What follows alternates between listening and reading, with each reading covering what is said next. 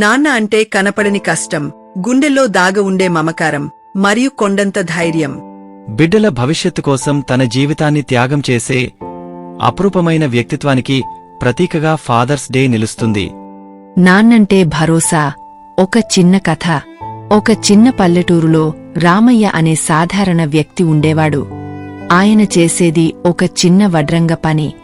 రామయ్యకు కార్తీక్ అనే ఒక కొడుకు ఉన్నాడు. తన చిన్నతనంలో కార్తీక్ ఏది అడిగినా రామయ్య తన కష్టాన్ని పక్కన పెట్టి అప్పుచేసి మరీ కొనిచ్చేవాడు. కార్తీక్కు చదువుపై ఎంతో ఆసక్తి అనిపించడంతో తనకున్న ఒకే ఒక సైకిల్ను అమ్మి మరీ కొడుకును పెద్ద చదువులు చదివించాడు. రోజూ ఎండనక వాననక చెమటూడ్చి పనిచేసే రామయ్య చేతులను చూసి కార్తీక్ బాధపడేవాడు. నాన్నా, నువ్వు ఎందుకు ఇంత కష్టపడతావు? నేను ఉద్యోగం చేసి నిన్ను బాగా చూసుకుంటాను కదా అని అనేవాడు. అప్పుడు రామయ్య నవ్వుతూ, నా కష్టం నీ చదువు ముందు ఏమీ కాదురా, నువ్వు జీవితంలో గొప్ప స్థాయికి ఎదగడమే నా ఆనందం అని చెప్పేవాడు. కార్తీక్ కష్టపడి చదివి పెద్ద నగరంలో ఒక మంచి సాఫ్ట్వేర్ ఉద్యోగం సంపాదించాడు. ఆనందంతో కార్తీక్ తన మొదటి జీతాన్ని నాన్న చేతిలో పెట్టాడు. కాని రామయ్య ఆ డబ్బును తీసుకోలేదు. కార్తీక్ నుదుటిపై ముద్దు పెట్టుకుని, నువ్వు సంపాదించిన ఈ జీతం కంటే నా కొడుకు సమాజంలో మంచి పేరు తెచ్చుకున్నాడనే ఆ సంతోషం నాకు చాలు అన్నాడు.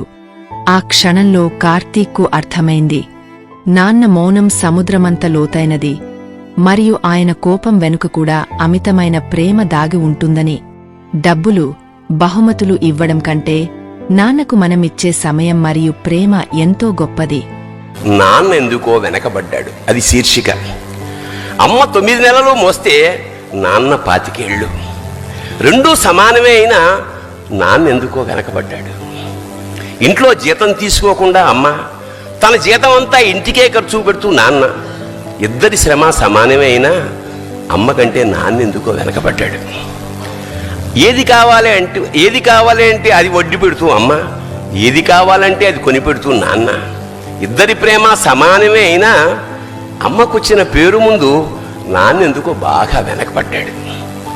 ఫోన్లోనూ అమ్మ పేరే, దెబ్బ తగిలినప్పుడు అమ్మా అని పిలవడే, అవసరం వచ్చినప్పుడు తప్ప మిగతా అప్పుడు గుర్తురానందుకు నాన్న ఎప్పుడైనా బాధపడ్డా? ఏమో. ఇద్దరూ సమానమే అయినా పిల్లల ప్రేమను పొందడంలో తరతరాలుగా నాన్నెందుకో వెనకబడ్డాడు. అమ్మకి మాకు బీరువా నిండా రంగురంగుల చీరలు బట్టలు, నాన్న బట్టలకు దండెం కూడా నిండదు. తనని తాను పట్టించుకోవడం రాని నాన్న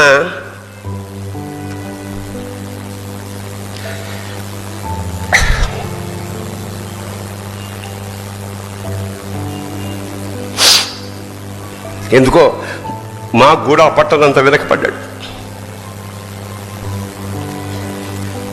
అమ్మకి అన్నో కొన్నో బంగారు నగలు, నాన్నకి బంగారు అంచున్న పట్టు పంచి ఒకటే.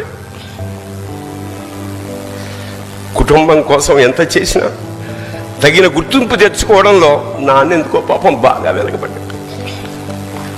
పిల్లల ఫీజులు ఖర్చులు ఉన్నాయి అప్పుడప్పుడు. ఈసారి పండక్కి చీర కొనొద్దంది అమ్మ. ఇష్టమైన కూర అని చెప్పి పిల్లలు మొత్తం తినేస్తే ఆ పూటకి పచ్చడి మెతుకులతోనే ఇష్టంగా తినే నాన్న, ఇద్దరి ప్రేమ ఒకటే అయినా మా అమ్మ కంటే నాన్న చాలా వెనకబడ్డాడు. వయసు మళ్ళాక అమ్మ అయితే ఇంట్లోకి పనికొస్తుంది. నాన్న ఎందుకు పనికిరాడని మేము తీర్మానం చేసుకున్నప్పుడు కూడా వెనకబడింది నాన్నే. నాన్న ఇలా వెనకబడిపోవడానికి కారణం ఆయన మా అందరికీ వెన్నెముక కావడమే.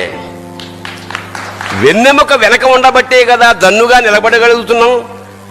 ఇదేనేమో నాన్న వెనకబడిపోవడానికి కారణం. శివోహం.